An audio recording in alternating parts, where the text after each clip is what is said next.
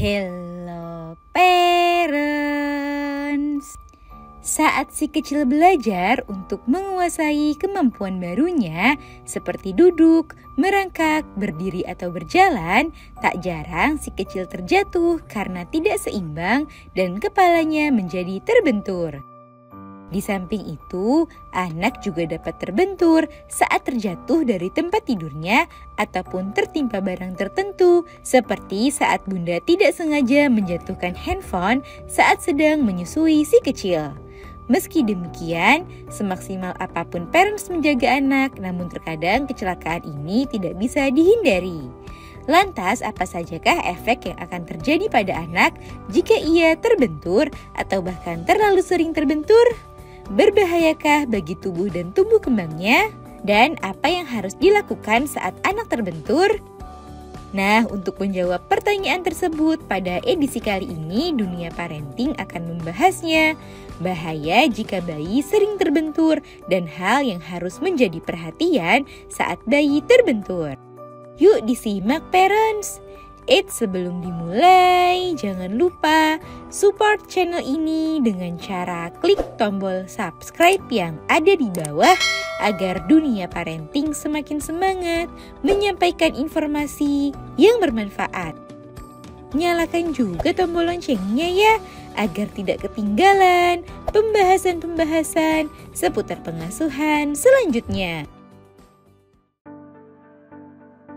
1. Trauma kepala ringan. Anak-anak terlebih batita umumnya memang akan lebih sering terbentur terlebih bagian kepalanya. Hal ini dikarenakan fungsi koordinasi gerakan pada anak batita memang belum sempurna. Meski demikian, parents sebaiknya tetap harus waspada dan sigap saat membersamai si kecil.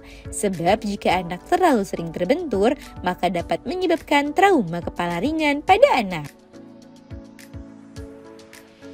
2. Munculnya benjolan pada anak. Anak yang sering terbentur juga dapat menyebabkan hal yang lainnya seperti munculnya benjolan pada bagian tubuh tertentu yang terbentur. Namun jangan memijat benjolan yang muncul. Agar benjolan dapat segera mereda, parents dapat mengompres benjolan dengan es yang dibungkus kain atau handuk untuk meredakan memar yang ada pada kepala anak. Parents juga dapat memberikan salep khusus untuk meredakan benjolan pada anak. Namun jangan sembarang salep ya parents. Parents dapat menanyakan salep yang tepat pada dokter atau tenaga profesional di apotik. 3. Hilangnya kesadaran. Akibat yang dapat terjadi jika kepala anak seringkali mengalami benturan ialah hilangnya kesadaran. Anak balita atau batita yang terbentur umumnya belum bisa menyampaikan dengan baik apa yang ia rasakan, sehingga sebaiknya parents mengawasi dan memantau kondisi anak sampai 48 jam setelah anak mengalami benturan. Jangan menebak atau menerka-nerka apa yang dirasakan oleh anak. 4. Perubahan perilaku pada anak. Terlalu sering mengalami benturan juga dapat menyebabkan perubahan perilaku pada anak, sehingga parents harus siap siaga untuk membawa anak ke rumah sakit jika anak mengalami gejala tertentu setelah mengalami benturan, seperti kesulitan bicara, lemas, gelisah, perubahan perilaku, muntah, ataupun kejang.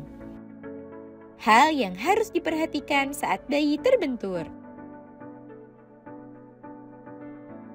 Saat parents menemukan si kecil terbentur atau jatuh dari tempat tidur, jangan panik berlebihan yang membuat si kecil menjadi semakin rewel atau tidak tenang. Tenang dan sikapi kondisi ini dengan bijak. Jika anak tetap dalam kondisi sadar dan tidak ditemukan luka ataupun memar, maka tenangkanlah bayi dengan baik. Jika terdapat luka kecil, obati seperti melakukan penanganan pada luka lecet. Jika ditemukan bengkak atau benjol, kompreslah dengan es yang dibungkus kain atau handuk. Jika ditemukan tanda bahaya seperti anak yang menangis terus-menerus, muntah berulang kali, kesadaran menurun, keluar darah atau cairan dari mulut, hidung ataupun telinga, tubuh anak menjadi kaku, serta sakit kepala yang hebat, segera bawa anak ke rumah sakit terdekat ya parents. Selain itu, direkomendasikan untuk melakukan pemantauan khusus selama 24 jam pertama sejak terjadi benturan.